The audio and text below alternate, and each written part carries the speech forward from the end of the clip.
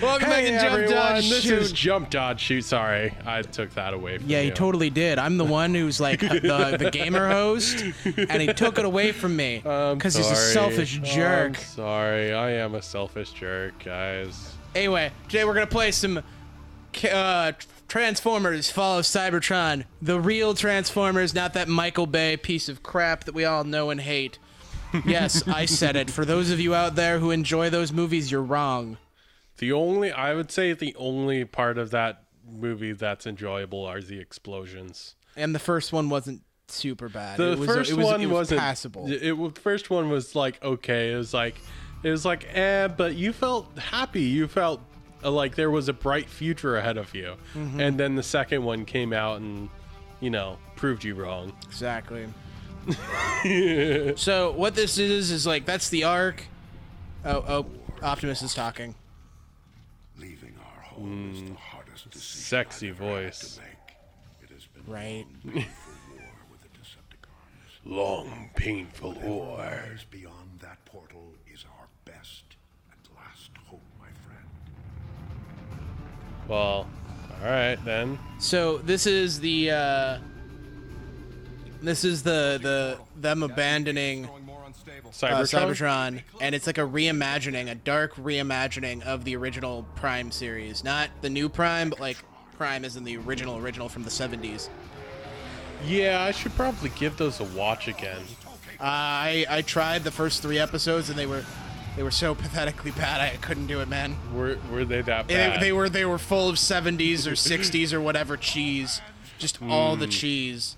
I can't imagine cheese after would taste that good after a good 30 years, 40 years now, 47 years to be exact. Yeah, I mean, it's not like it was. Is that Ratchet? Yeah, that's Ratchet. Okay. It's like that's I tried to be enjoy your it. tutorial bot, isn't it? Yeah, it's my making sure that I like my camera. Oh, this is actually, out of all the video games that make you like, okay, look at this light to make sure that you know how to use the controls. This actually makes sense because it's like he's checking you to make sure you're okay. You're like he's a doctor, down. being your doctor, and it actually makes sense, Right? out of, randomly telling somebody who clearly knows how to use their head to look around at some lights on the screen. Right. but medical check, that actually makes sense. You're right. I'm liking this game so far. It's shiny. Here's, I like shiny. Where's the? Yeah, I can switch my gun hand. Huh. I mean, you're a Transformer. Why wouldn't you be able to? Yeah, I guess that makes sense. I was like, that doesn't make the most sense in the world, but you know what? You're a Transformer. I guess that makes sense.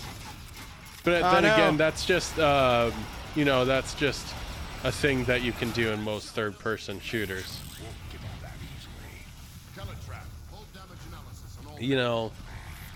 I'm really glad that you're just a bunch of robots and you can't actually be, sucked into the vastness of space or you don't have to breathe.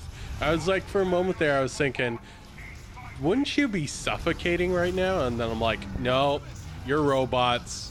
You're robots. You It should doesn't still be matter. sucked out into the vacuum of space. I will say that. Yeah, you would be sucked out into the vacuum of space.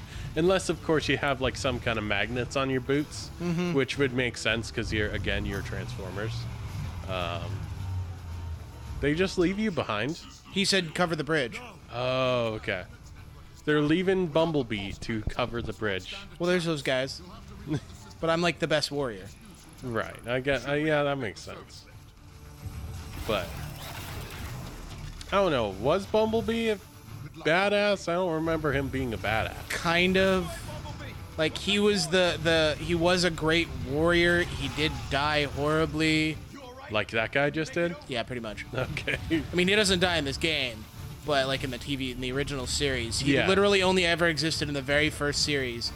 And then for some reason, Michael Bay decided to bring him back. So other people decided to bring him back. Because Bumblebee is that amazing. But left bumper. Bumblebee is great. But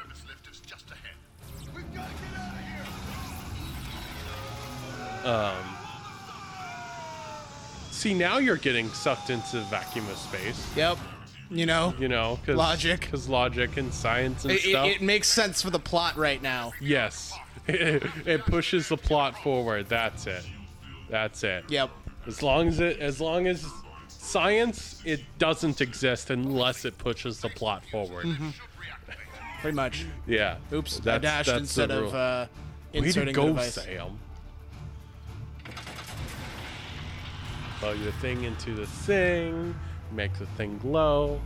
Make a lot of things glow. That is a lot of things that are glowing. And don't worry, everybody. This is just the tutorial level.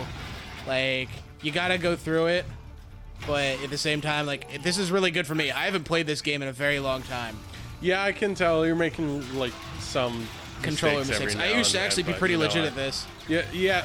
I saw you. Like, I don't know how long ago. I swear it must have been like just out of high school that I saw you playing this, and you were doing pretty well online.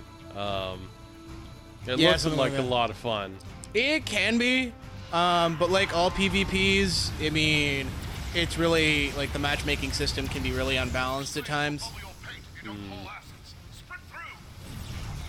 You know, the thing that thing that I find funny in a lot of online games is people assume that weapon balancing is the easiest thing in the world. It's like, why doesn't it would just make sense that this weapon would do this much damage from this range and blah blah blah, and like, guys, are you a developer? Don't know how this stuff works. That's just my thought. Right. I mean, the balancing is always technically like super hard, and the problem is like the real issue is, do you balance for the casual or do you balance for the top tier player?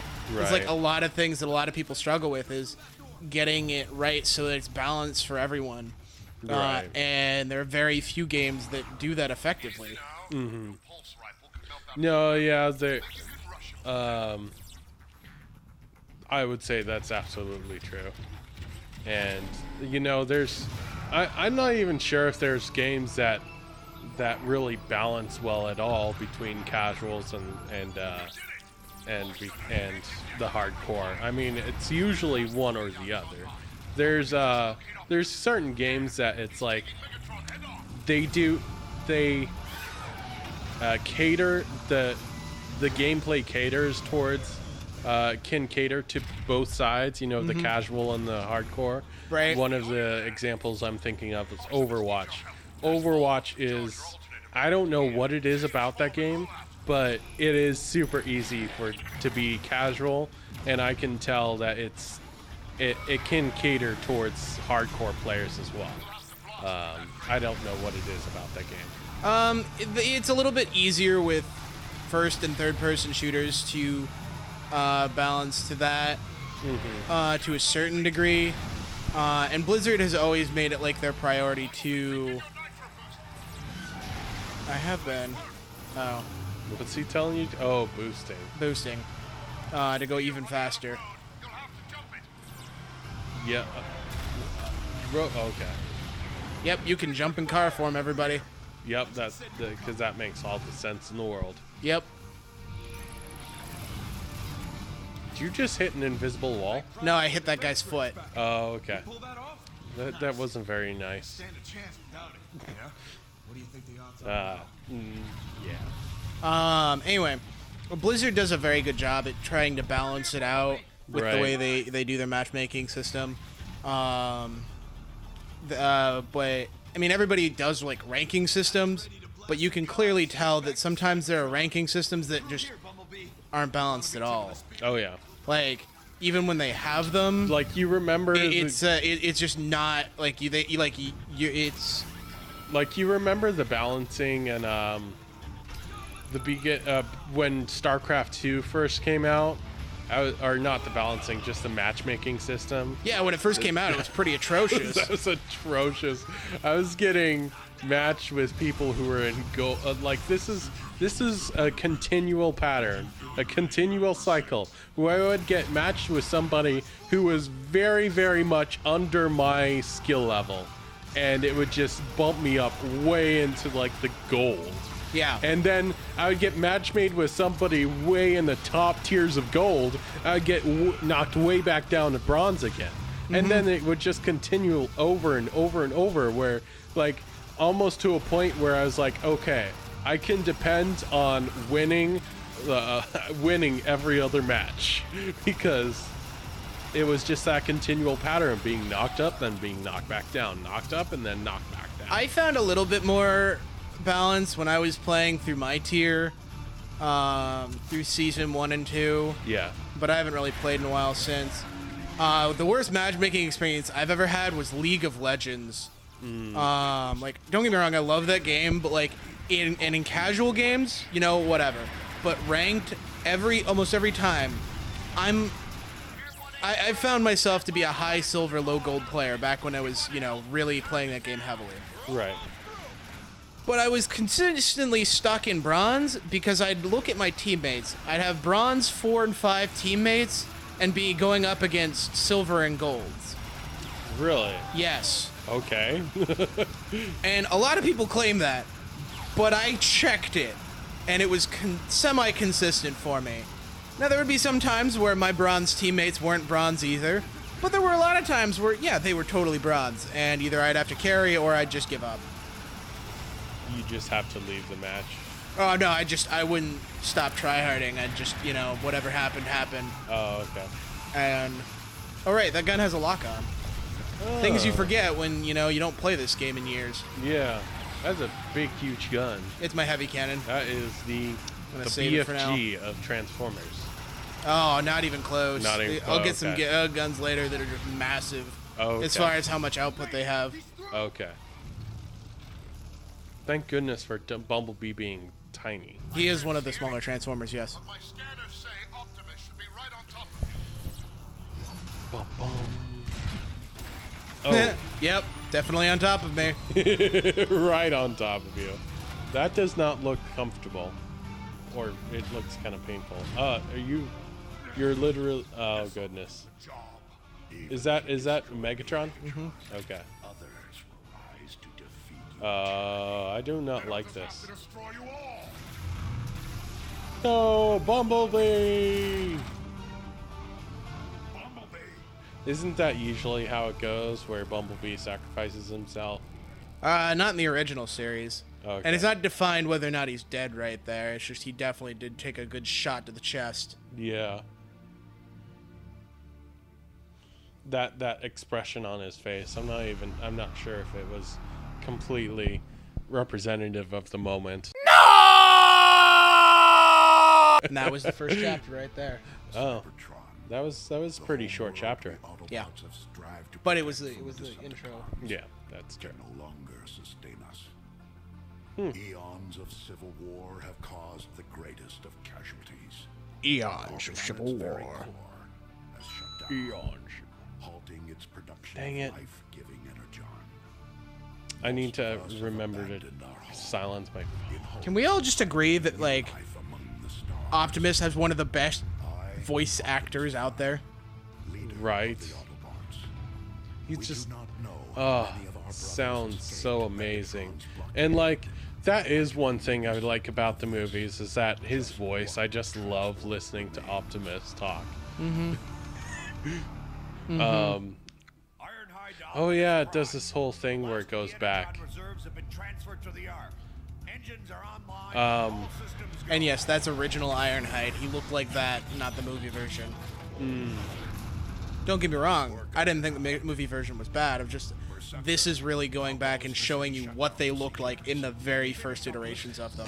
They do in the movies, they do a pretty good job at like making versions of the Transformers that look pretty cool, and like you just look at them and you're just like, it's just like eye candy. And then you actually watch the movie and you're like, oh yeah, I hate this. Chapter 2. Defend Now, I'm looking at the Orc. time, and it's about that time, so we're getting about that time. before we go on further, maybe we should, like, Yeah, we think should about we should, halting this one. Yeah, that's it for today, everyone. Thanks for joining us. Hope On that this you enjoyed the magical series. adventure.